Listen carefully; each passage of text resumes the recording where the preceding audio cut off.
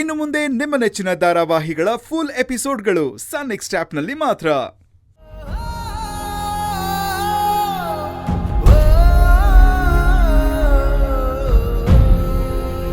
ಚಿತ್ರ,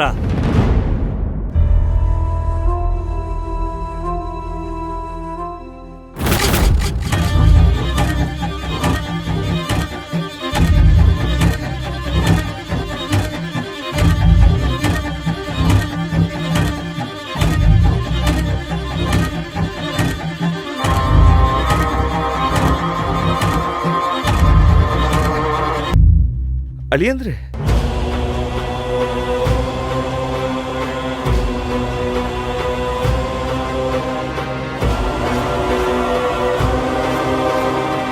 ನೀವು ಬೇಜಾರು ಮಾಡ್ಕೊಂಡಿರೋದ್ರಲ್ಲಿ ಏನೂ ತಪ್ಪಿಲ್ಲ,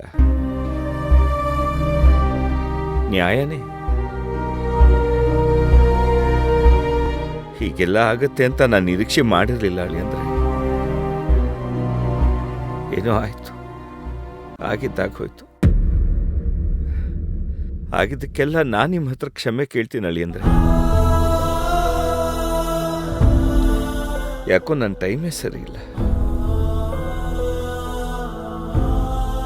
ಅದಕ್ಕೆ ಹೀಗೆಲ್ಲ ಏನೇನೋ ನಡೆದು ದಯವಿಟ್ಟು ಅದನ್ನೆಲ್ಲ ಮನಸ್ಸಲ್ಲಿ ಇಟ್ಕೊಳಕ್ ಹೋಗ್ಬೇಡಿ ಅಳಿಯಂದ್ರೆ. ಏನ ಬೇಜಾರು ಮಾಡ್ಕೋಬಾರ್ದ? ಏನ್ ಮಾತಾಡ್ತಿದ್ದೀರಾ? ಅದನ್ನೆಲ್ಲ ಮರ್ತ್ಬಿಡ್ಬೇಕಾ? ಅಷ್ಟು ಈಸಿಯಾಗಿ ಮರೆಯೋ ಅಂತದ ನಡೆದಿರೋದು? ಹೇಳಿ. ನಿಮ್ಮ ಕೋಪ ನಂಗೆ ಅರ್ಥ ಆಗತ್ತೆ. ಅರ್ಥ ಮಾಡ್ಕೊಂಡು ಮಾತಾಡ್ತಿರೋ ತರ ಕಾಣಿಸ್ತಿಲ್ಲ. ಏನೋ ಮಾತಾಡ್ಬೇಕಲ್ಲ ಅಂತ ಮಾತಾಡ್ತಿದ್ದೀರಾ. ನೀವು ನಿಮ್ಮ ಅನುಕಂಪನೋ ನನ್ನ ಮನ್ಸು ಕುದೀತಾ ಇದೆ. ಅಲ್ಲ, ಅಷ್ಟು ಜನಗಳ ಎದುರುಗಡೆ ಅವಮಾನ ಮಾಡ್ಕೊಂಡು ಒದೆ ತಿನ್ಕೊಂಡು ಹೊರಗಡೆ ಬಂದಲ್ಲ, ಅದೇ ಕ್ಷಣದಲ್ಲಿ ಓಡ್ ಬಂದು ಒಂದೆರಡು ಮಾತು ಸಮಾಧಾನವಾಗಿ ಮಾತಾಡಿದಿದ್ರೆ ನನಗೂ ನಿಮ್ಮ ಮೇಲೆ ಒಂದೊಳ್ಳೆ ಅಭಿಪ್ರಾಯ ಬಂದಿರೋದು.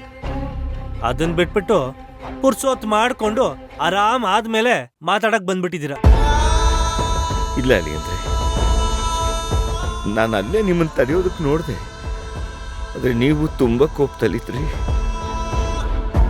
ಊರಿಗೆ ಬಂದಮೇಲೆ ತಕ್ಷಣ ನಿಮ್ಮನ್ನು ಬಂದು ನೋಡಬೇಕು ಅನ್ನಿಸ್ತಿತ್ತು, ಆದರೆ ನೀವು ತುಂಬ ಕೋಪದಲ್ಲಿದ್ರಿ. ಸ್ವಲ್ಪ ಕೋಪ ಇಳಿಲಿ ಅಂತ ಕಾದೆ.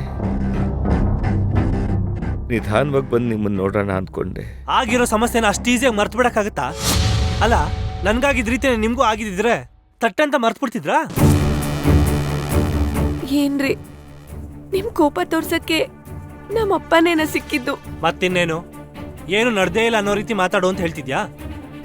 ಇಲ್ಲ ನೋಡು, ಈಗ ನಾನು ಹೇಳೋದನ್ನ ಸರಿಯಾಗಿ ಕೇಳಿಸ್ಕೊ.